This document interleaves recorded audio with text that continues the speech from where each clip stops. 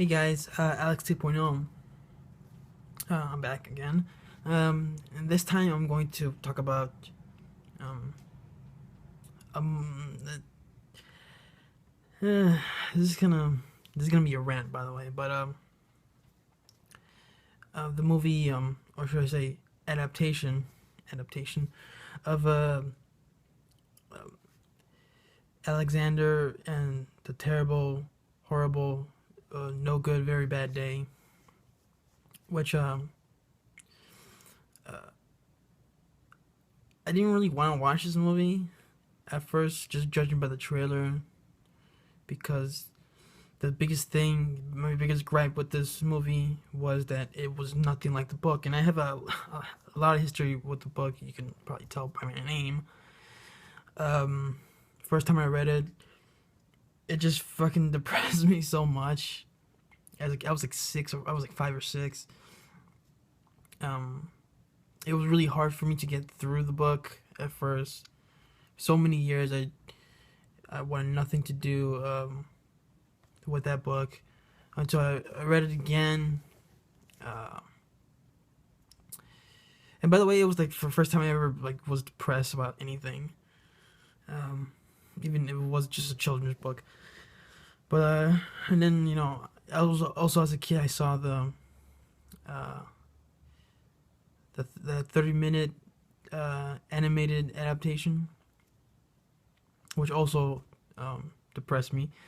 But yeah, and then years passed by, and I read the book again. I saw the cartoon movie again.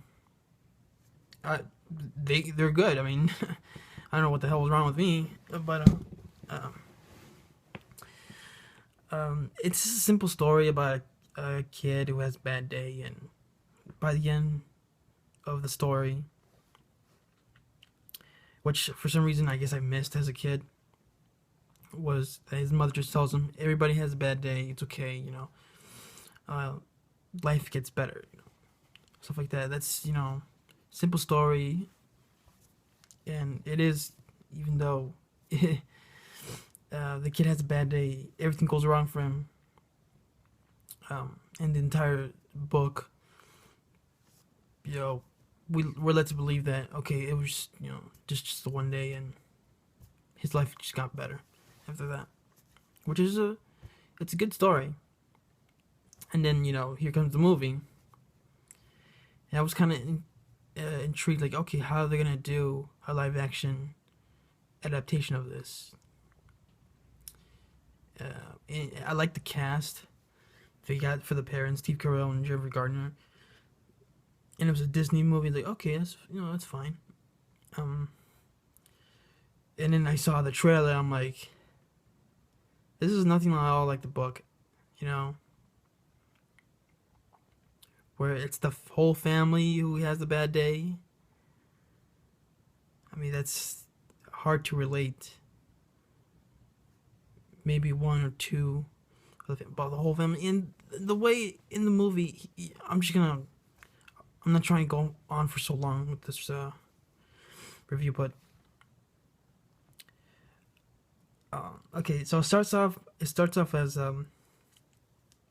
like the original story, how Alexander wakes up, everything's going wrong for him. I mean, you do get stuff from the book, like he has gum in his hair. He is a fan of us. He wants to. Well, in the book, he wants to move to Australia because he thinks it could turn out better over there. In this movie, he's an Australia expert, so they kind of just like change that a bit. He has a bad day, but they just go through it so quick. Pretty much the first 20-25 minutes about it's just the book. It's just that's where the only thing you resembles the book. He has a bad day at school. He accidentally starts a fire in science class. Somebody photoshopped his face into other pictures. It's his birthday, and some other kid is having a party, and at the same day he wants to have his party, and all his friends are going to that other kid's party. And yeah, and then nobody, none of his family members are paying attention to him because they have their own lives. His sister, she has a play she wants to concentrate on, like Peter Pan play. His brother has having relationship problems. His dad is busy trying to get something like a promotion or a job or something like that, and his mom is trying to sell a book, or something like that. So no one's paying, and then he has a baby, baby brother, which wasn't in the book, but whatever. I don't remember if it was. So you get that. First, 20, 25 minutes, I didn't think were that bad. They don't, it's not as good as the book. You see in the book it was more simple stuff. Right? You do get the gum in the hair. But the weird thing is, like, in the movie, where he gets the gum in his hair, he wakes up, you don't notice it, and then all of a sudden it's just there, which I thought was weird, whatever. And in the book it was more simple stuff, like he doesn't get dessert for his lunch, he doesn't get the window seat when his mom drives him and his brothers to school. He doesn't get the shoes he wants when he goes to the store. He has to go back to the dentist, simple stuff. And here it's like, oh, somebody has the same birthday party as your birthday party, and he burns down the science class, and like, okay, I get you want to amp up the misfortunes, but whatever. And then the day's over. The day's pretty much over, and then nobody's really paying attention to him, and this is where the movie gets bad for me, because they pretty much rip off Liar Liar. He has a little cupcake and a candle, and he wishes all his entire family would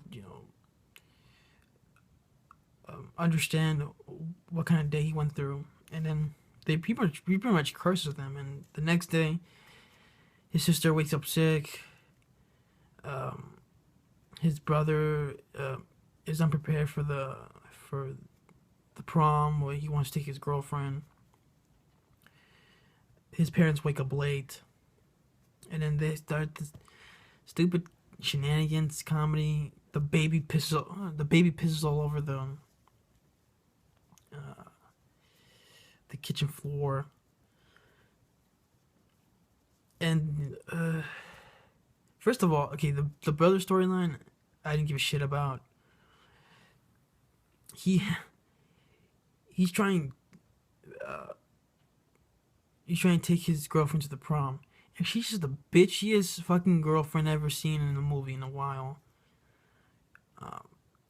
And I'm just like, dude, dump her ass. She's not worth it. She's bitchy to you. She's a total bitch to you. So why would you even want to take her to the prom? And by the end of the movie, he doesn't even take her to the fucking prom. So, because he realizes, his family, he's better off with his family. But if it finally hits him that she's a complete bitch. And he has to take a driving test, and he fails. And this scene's so fucking stupid, because the driving teacher, which is played by Stifler's mom, he has a cell phone right there, and then it's his girlfriend's calling him. It's ringing, and the driving teacher tells him, it must be an important phone call. He's like, no, I'm not going to answer it because I'm driving. I'm taking the test. Like, I don't know. I mean, it could be an emergency. And he says, okay, fine. He picks up the phone. And then all of a sudden she's like, put the phone down. Like, who does that shit?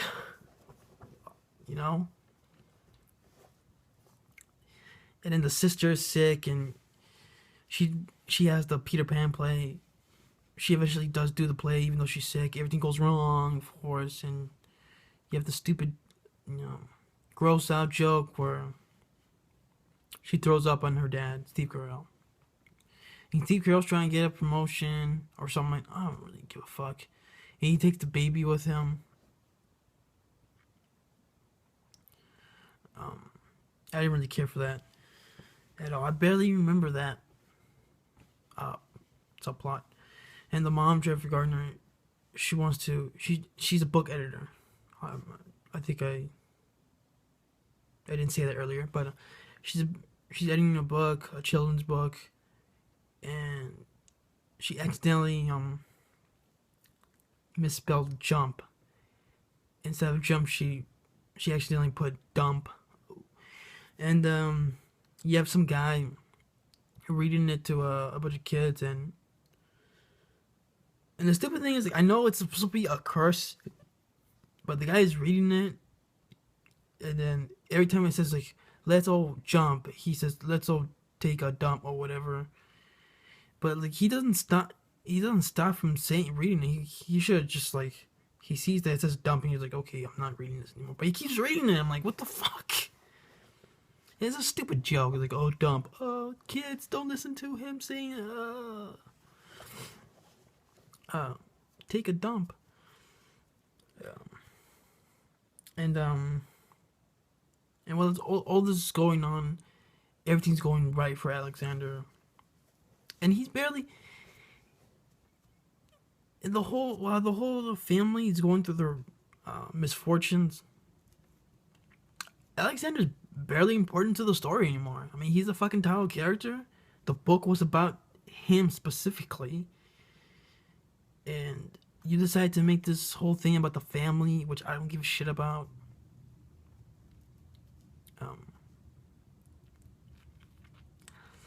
And they all go to a restaurant, and it's more shitty comedy where Steve Carell gets his pirate outfit.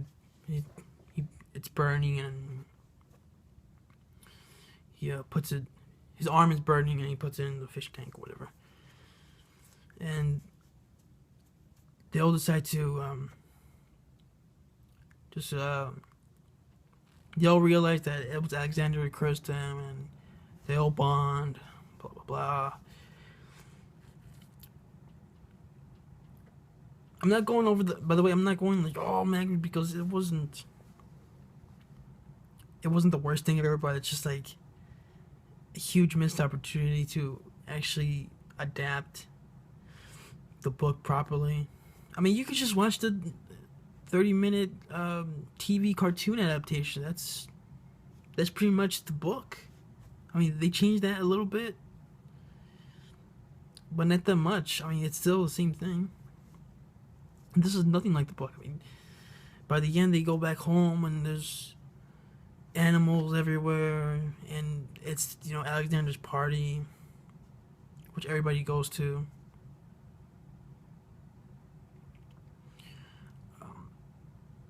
And they have Australian animals like a kangaroo, because he loves Australia. And then again, you get the stupid thing, and that was in the trailer. Steve Carell's going after the kangaroo, and the kangaroo kicks him. Ha ha ha ha. And then at the end, he has his party. And for some fucking reason, this movie's PG, right? There are male strippers. They're about to perform, and Steve Carell and Jennifer Garner stop them and say, whoa, keep it PC. I think that's what they said. And then they do something else. I'm like, yeah, because it's for kids. What? This movie's fucking stupid. It's nothing at all like the book. It's a liar ripoff. I didn't give a shit about the family or their subplots, the stuff that was happening to them.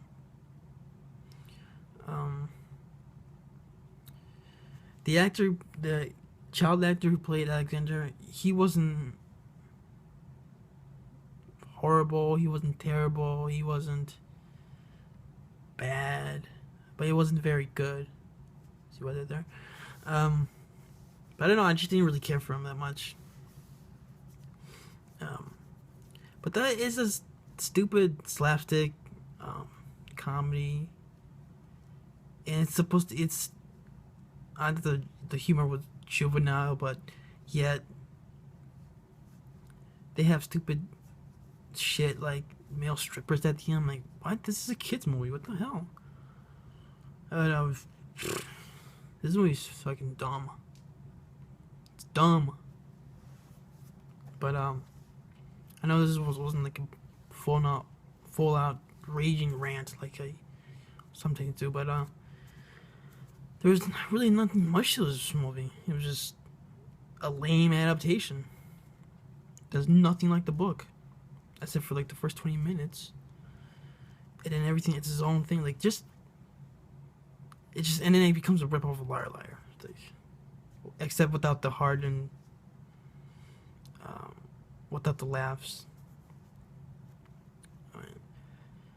I just watch Liar Liar, and you want to see a better adaptation of the book, watch the 30-minute cartoon. That's it, you know. But I mean, I really have nothing else much to say about this movie. It was lame, fucking lame. And really forgettable, and really just boring. I thought it was boring. But I'm gonna end this. Thanks for watching, and I got more reviews, more special things to do. Well, this week I got something special, but thanks for watching, and if you like the movie, that's fine, but I didn't care for it. But thanks for watching. Adios.